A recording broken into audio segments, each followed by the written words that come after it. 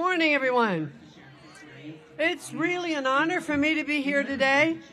And just up those steps, attorneys from the Alliance Defending Freedom are presenting oral arguments living up to ADF's name in defense of freedom.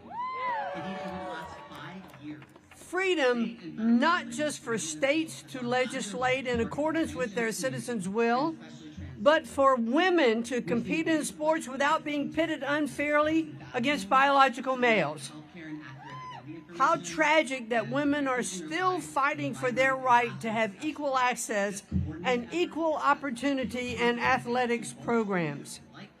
For more than 30 years, the Alliance Defending Freedom has consistently and effectively fought back against threats to liberty and equal treatment under the law. And this work is more important than ever now, with divisive ideologies, wokeness, and DEI attempting to reshape our culture. For this vital work, we owe them our most sincere thanks. I remember our fight as women to secure equal educational opportunities under Title IX over 50 years ago. In 2020, President Trump's Department of Education, during his first administration, continued that fight and made it clear that Title IX, which protects against discrimination on the basis of sex and education, is rooted in biological reality. Boys are boys and girls are girls.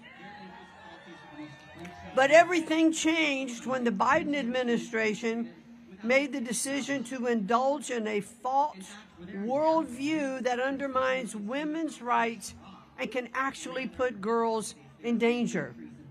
In just 4 years, the Biden administration reversed decades of progress, twisting the law to urge that sex is not defined by objective biological reality, but by subjective notion of gender identity.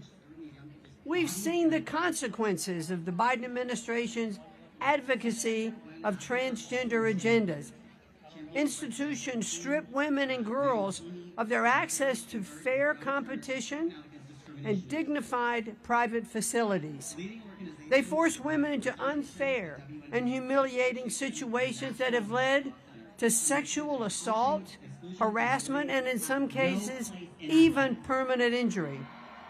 To say the least, these last 4 years have been hell for our girls, and we're just not going to stand for it anymore.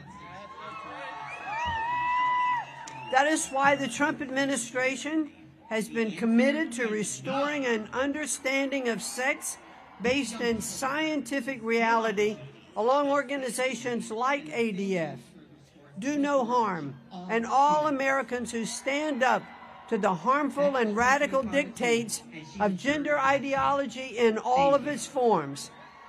Over the past few years, we have seen the culmination of decades-long efforts that have lurched into nearly every aspect of American life, reshaping our schools, our corporations, and even our universities. This gender ideology has transformed once great academic and athletic institution into embarrassments, with tragic consequences for our women and for our girls. Take, for example, Peyton McNabb, who during a volleyball match, when a ball was spiked so hard and hit her in the face from being hit with that ball, that a male athlete hit a male athlete who is masquerading as a female.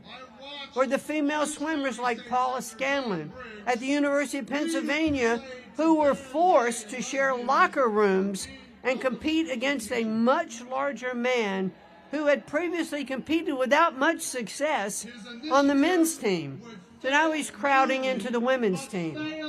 And let's not forget the two brave girls in Idaho who were forced to compete against the male in track and cross country, spurring the passage of the Fairness in Women's Sports Act in Idaho.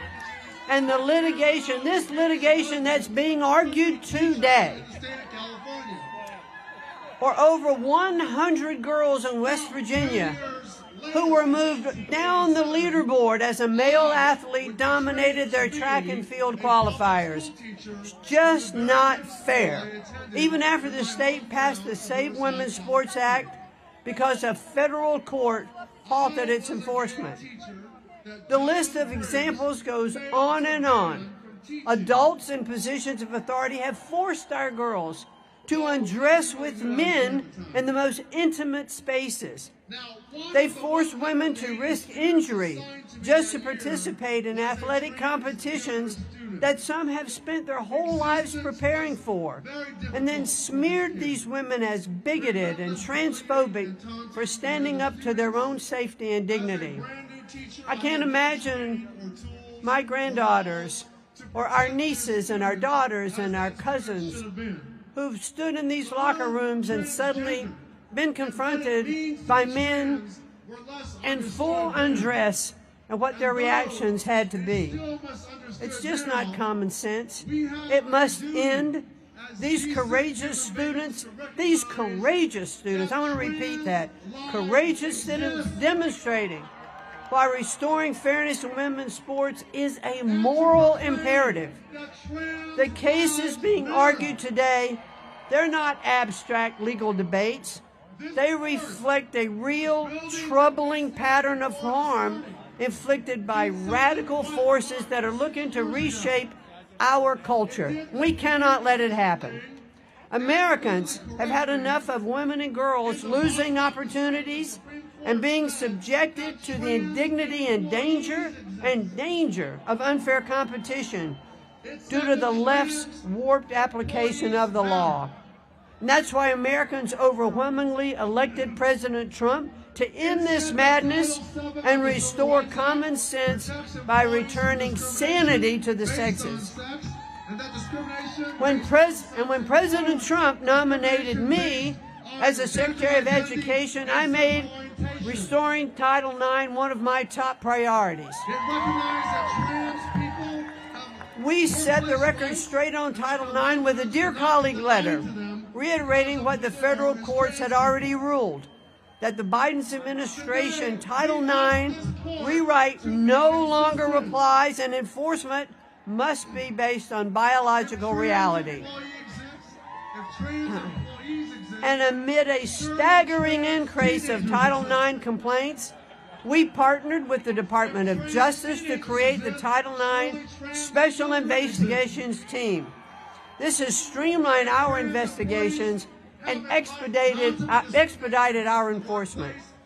This was followed by a campaign of investigations and subsequent settlements, like with school districts and universities alike.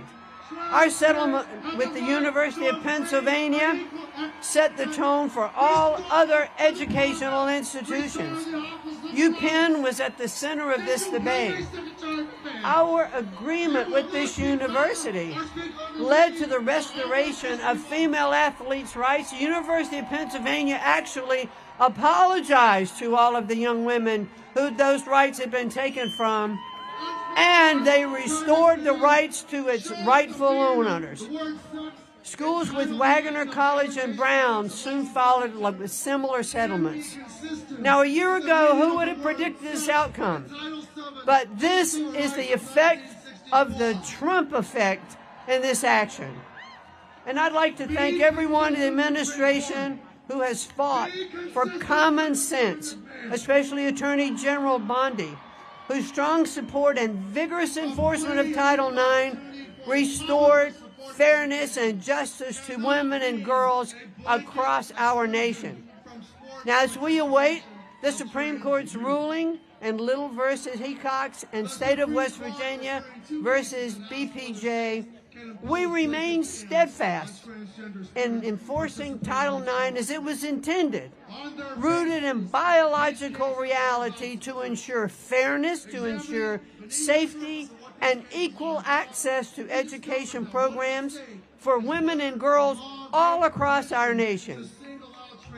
And as President Trump has made clear, America is in its golden age, one where female students and athletes have equal access to fair and safe competitions.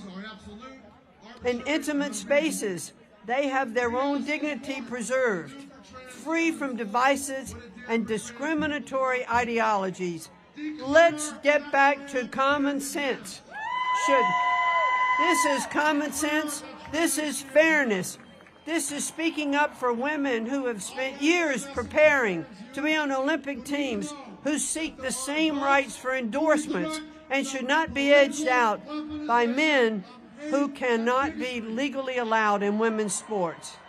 Thank you. God bless our brave attorneys, and God bless this great country of ours. Thank you all so much for standing up for women and girls in our sports today. Thank you so much.